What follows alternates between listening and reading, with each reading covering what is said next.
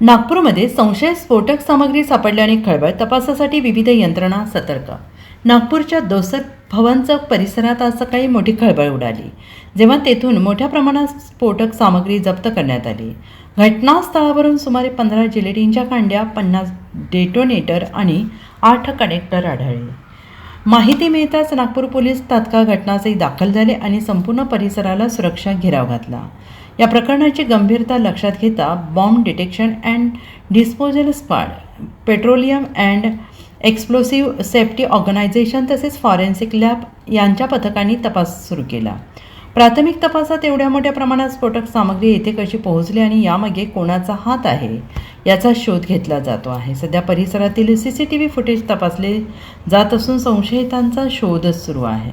यहाँ जो लांजेवार करके जो रहते हैं उनके जो घर के बैक साइड छोटा सा गार्डन है, जाकि रोड के बाजू में, वहाँ लगभग 15 कार्टेज और 58 डिटोनेटर मिले हैं। जिस बैग में वो मिले थे उनके कहने के अनुसार वो बैग लास्ट 1.5 से 2 महीने से वो वहाँ पड़ी थी, और जब सुबह उनको ध्यान में आ गया कि जो बाहर आए थे दिखे उन्होंने, तो वहाँ कार्टेज दिखे, उन्होंने इन्फॉर्मेशन दे दिए।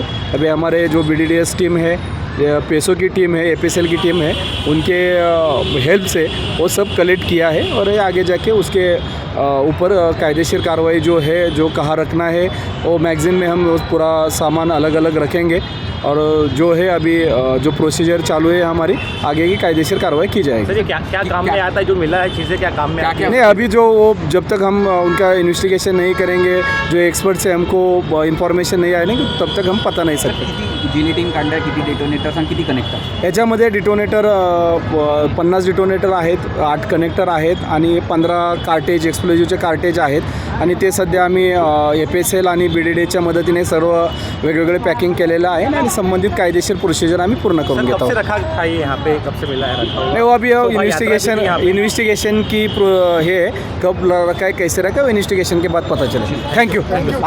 Bureau report SBN Marathi, Nagpur.